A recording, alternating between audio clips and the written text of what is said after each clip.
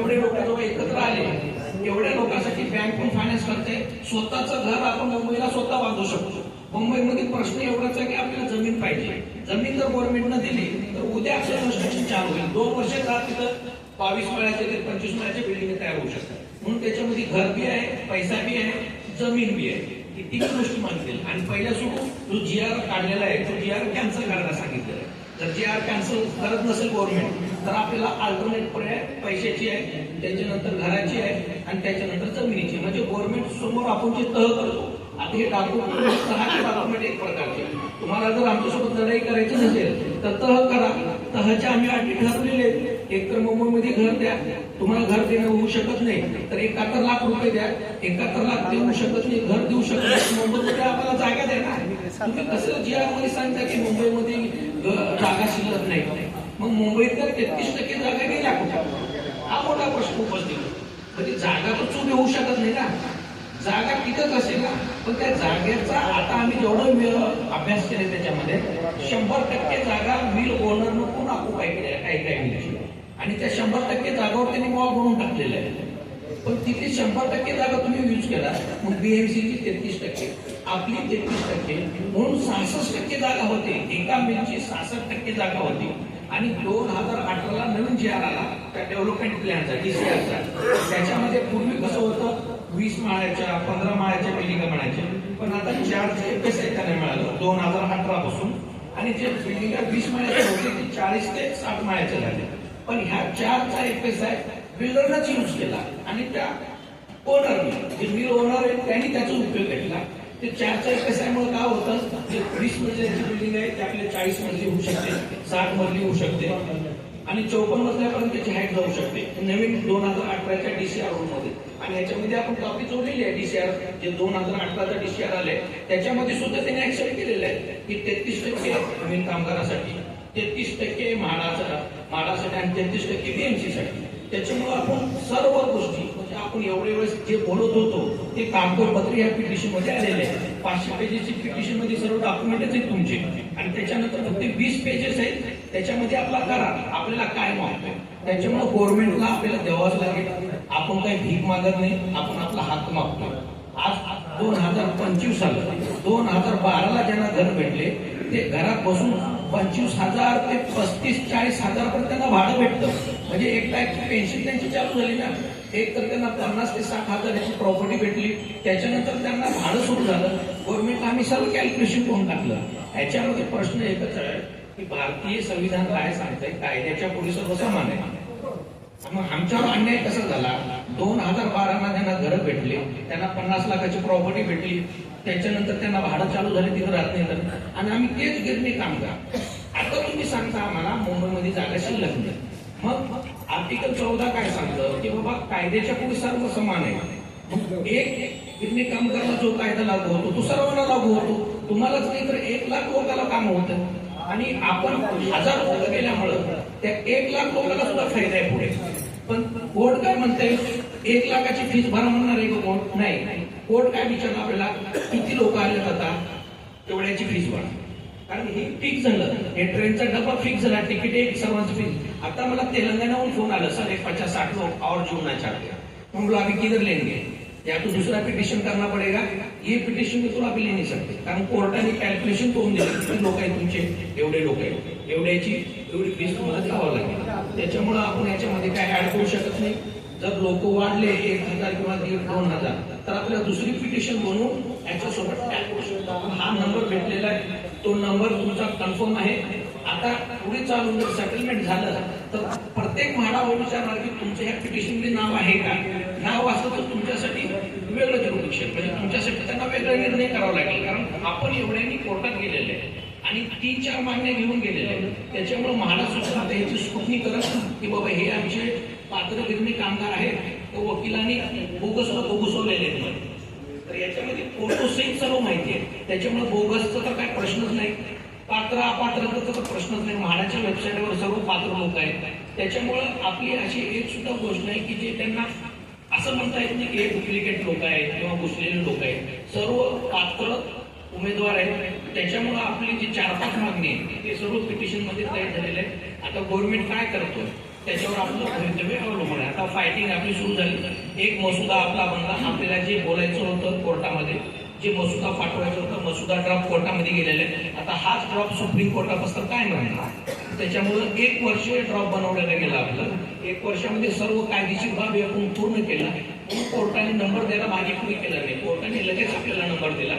2-4 Curie होत्या, court फीची एक Curie होती, ते पण आम्ही त्यांना रिक्वेस्ट केलं की आम्ही सर्व ग्रामीण भागात राहणारे गिरणी कामगार आहेत, त्यांना सांगणं म्हणजे अवघड आहे, त्याच्यामुळे आम्हाला एक महिन्याचं टायमिंग पिरियड द्या आणि 1 महिन्याच्या आत आम्ही सर्व कोर्ट फी भरून देऊ. त्यामुळे आपण सर्व कोर्ट फी भरायला तयार झालो. आणखी कुणाचा प्रश्न असला तर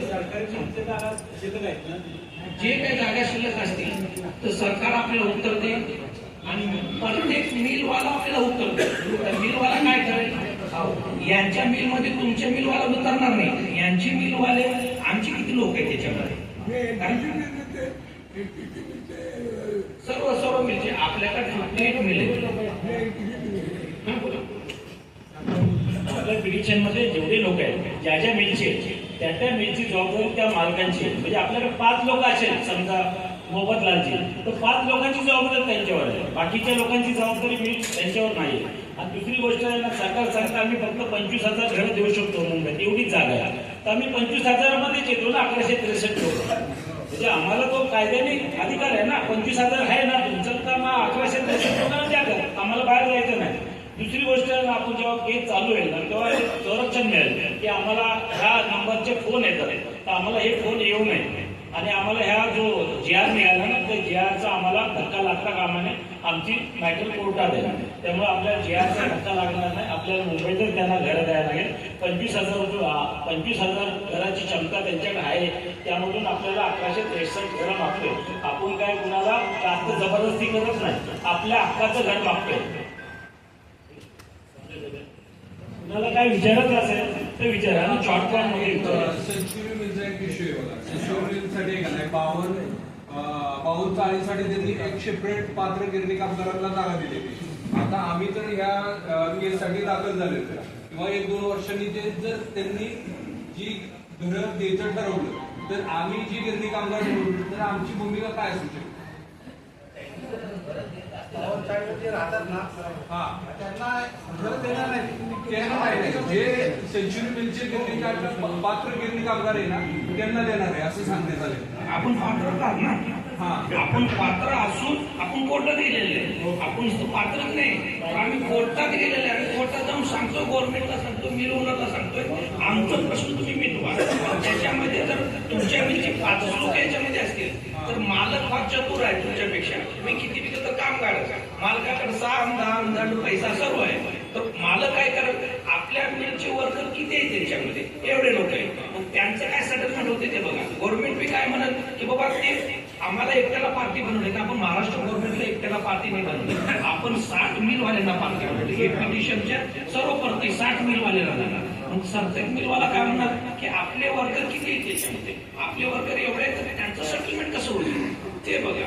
आणि गव्हर्नमेंट तर सर्व मिलवाल्यांचा विचार करणार, त्यामुळे प्रत्येक मिलवाला आणि ते तुम्हाला पहिल्यांदा बघणार की बाबा आपले किती मिलवाले त्याच्यामध्ये, याच्यातून त्यांनी प्रत्येक मिलवाची छाटणी करणार. माझ्या मिलची किती एम्प्लॉय आहे, दुसऱ्या मिलची किती, आणि त्यानुसार त्यांनी त्यांचं रिप्लाय फाईल करणार.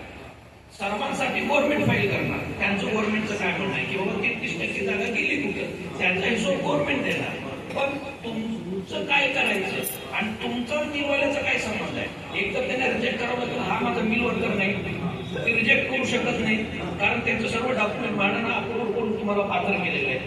मग आता मिल वर्कर आहात तर मग मिल वर्करचं करायचं काय.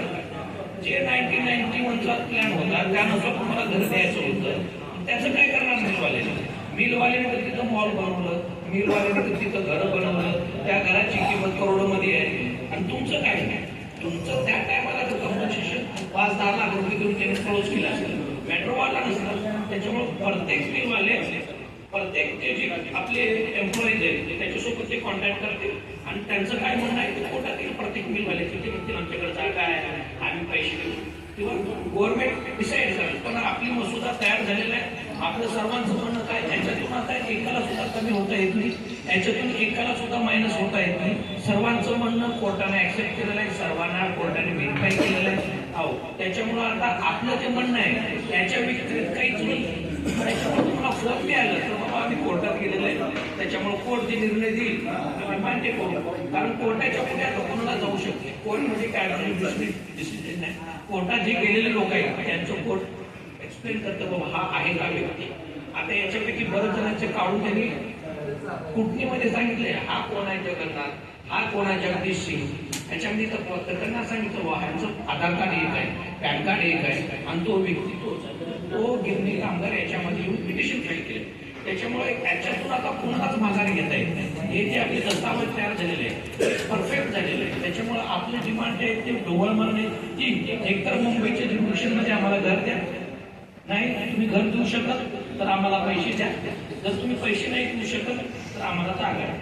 आणि ती जी जी आर आहे ती जी आर गव्हर्नमेंटला कॅन्सल करता आलं तर ठीक, नाही कॅन्सल करता आपल्याला सेटलमेंट. आणखी कोणाचे प्रश्न